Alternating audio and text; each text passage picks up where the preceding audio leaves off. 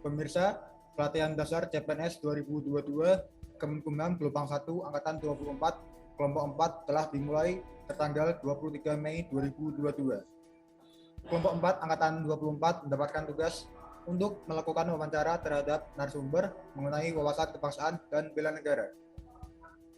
Baik, hari ini kita akan terhubung dengan beberapa narasumber untuk menjawab pertanyaan dari kelompok 4 angkatan 24 gelombang 1 Batiklat Jawa Tengah.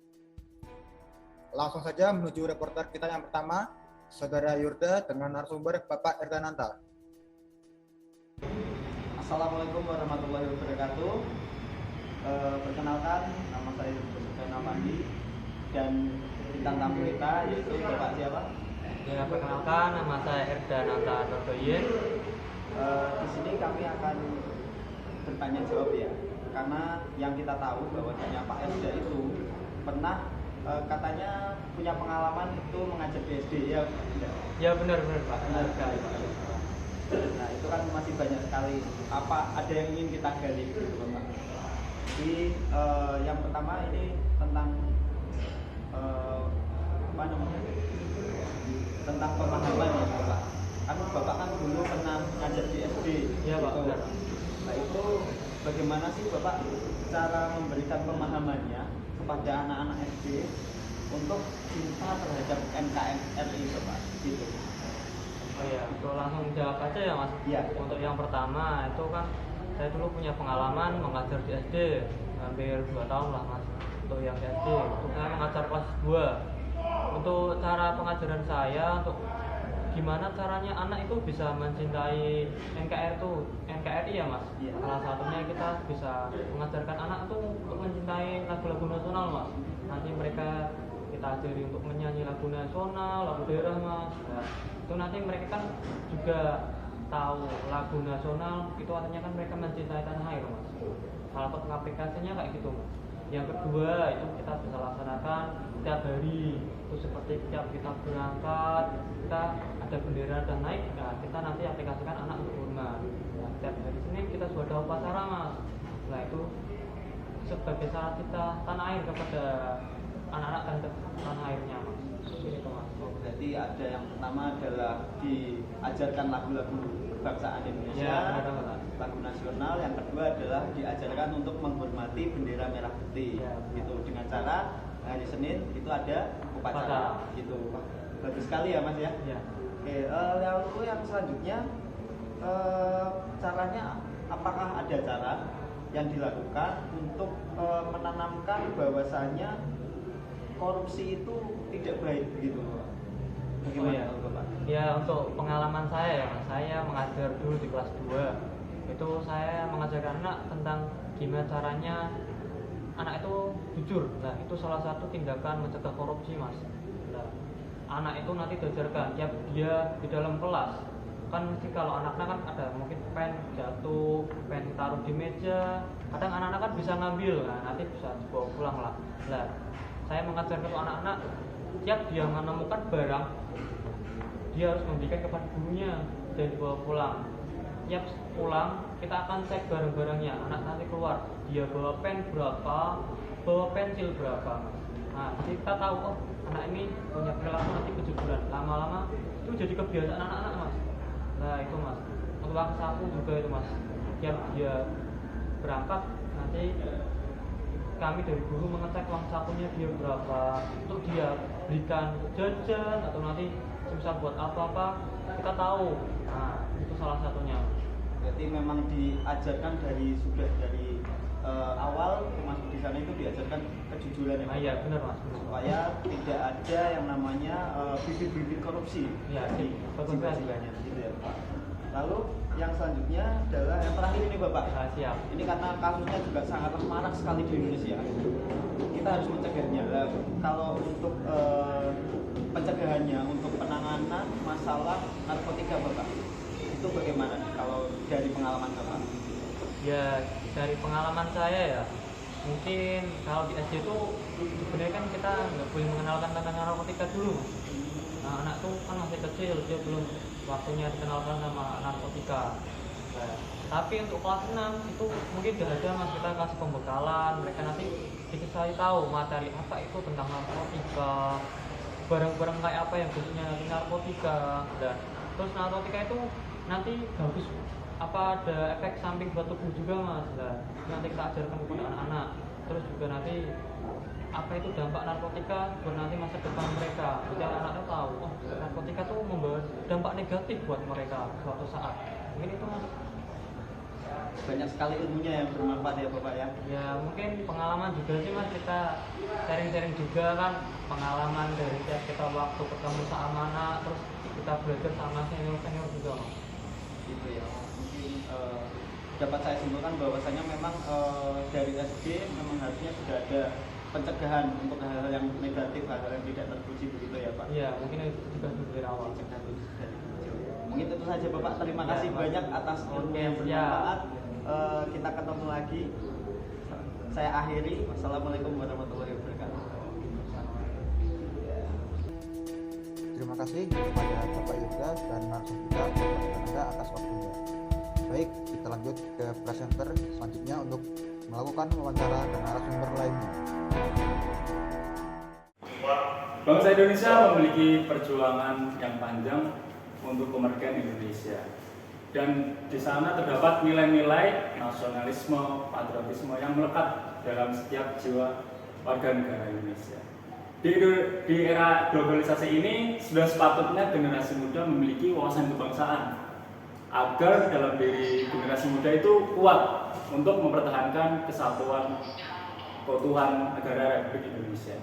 Nah, pada saat ini kita akan membahas tentang wawasan kebangsaan. Apa sih itu wawasan kebangsaan? Dan nanti manfaat apa yang didapat ketika setiap generasi muda itu memiliki jiwa dan nilai wawasan kebangsaan itu. Sekarang ini saya sudah mendatangkan narasumber. Yang pertama ada Mas Alfredo, yang kedua ada Mas Hatta. Silakan memperkenalkan diri dulu. Nama saya Alfredo Setian, panggilnya Edo, umurnya 26 tahun. Saya di sini sebagai narasumber agama Protestan. Selanjutnya, Terima kasih. Perkenalkan, nama saya Hatta Wiradharma. Saya asal dari Solo dan saat ini statusnya masih CPNS dengan formasi 3 tahun. siap, terima kasih.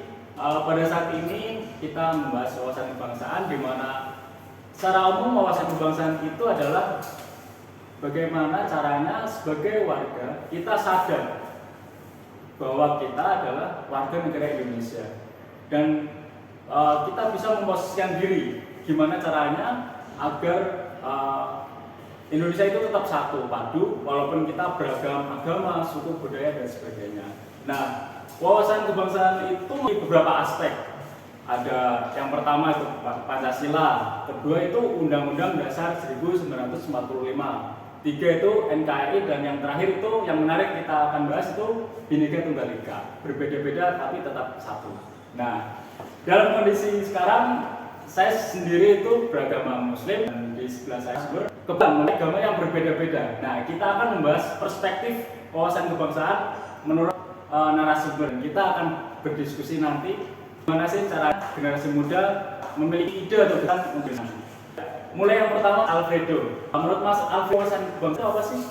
Jadi saya wawasan kebangsaan itu adalah bagaimana seorang negara itu dia sadar akan di mana dia berbangsa dan memiliki bangsa tersebut.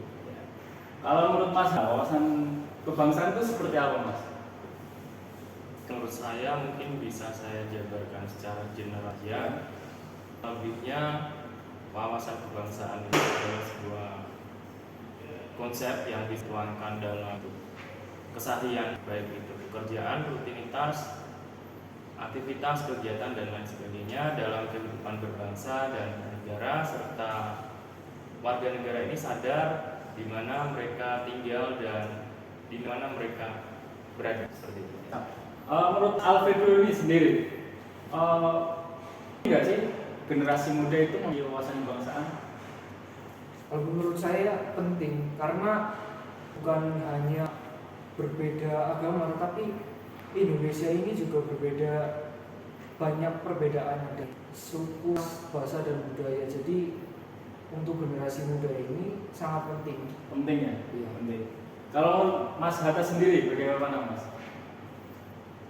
Untuk apanya? Ya, penting nggak generasi muda memiliki wawasan kebangsaan? Menurut saya jelas itu adalah hal yang penting, karena mau bagaimanapun udah generasi muda itu kan calon penerus bangsa, calon pemimpin, calon pengganti untuk orang yang ini sudah punya jabatan, wewenang dan lain sebagainya. Yang diharapkannya untuk para generasi bangsa atau generasi penerus bangsa memiliki tingkat wawasan kebangsaan yang tinggi, mereka bisa lebih kritis, lebih aktif memecahkan berbagai macam masalah ataupun yang kompleks tanpa ada perasaan menyinggung di berbagai. Siap. Oke, ini kita bahas tentang mungkin lebih mendalam. Kita kan dari agama yang berbeda-beda. Menurut Mas Alfredo sendiri, pengalaman hidup di Indonesia yang memiliki agama berbeda-beda, mungkin ada satu agama yang memiliki mayoritas yang besar.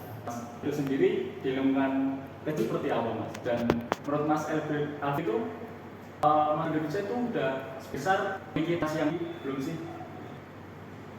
Saya dibesarkan di lingkungan yang beragam, jadi saya sendiri bisa menjunjung toleransi. Dan untungnya lingkungan saya suportif, saya tidak akan ada diskriminasi seperti Kalau menurut Mas Hatta, pengalaman Hatta, Kalau menurut saya, tingkat toleransi dari berbagai macam pihak, lembaga ataupun orang itu kan ada yang masih dicontohkan saja. Ada yang tingkat toleransinya, ada yang tingkat toleransinya sedang, ada yang tingkat toleransinya. Tapi jauh pengalaman saya cukup bersyukur karena ini negara kesatuan Indonesia yang kita cintai dan sudah sepatutnya kita banggakan. Masyarakatnya mulai dari orang-orang yang saya kenal sejak kecil sampai saat ini semuanya memiliki yang namanya tingkat toleransi yang cukup baik, saling menghargai, saling menghormati, baik itu di persoalan tentang pendapat dan sebagainya. Oke, dari pembahasan kita tadi mungkin sudah disimpulkan bahwasanya wawasan kebangsaan itu adalah bagaimana kita menyadari atau sadar bahwa kita adalah Indonesia. Kita sepatutnya bisa posisikan diri yang kita harus lakukan, bisa apa sih yang kita harus pilih agar tetap utuh satu gitu. Yang kedua, penting generasi itu memiliki wawasan kebangsaan. Ya, seperti yang dijelaskan oleh Mas Alfredo dan Hatta.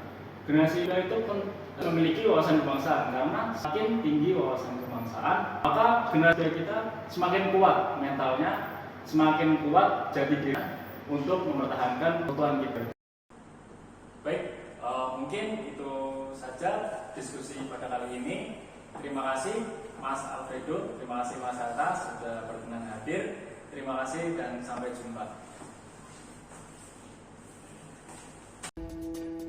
Baik, terima kasih kepada seluruh narasumber yang telah menjawab pertanyaan-pertanyaan dari kelompok 4 angkatan 24 gelombang 1 Laskar CPNS 2022 tingkat Jawa Tengah. Sekian kegiatan wawancara kami. Kami ucapkan terima kasih dan pamit undur diri.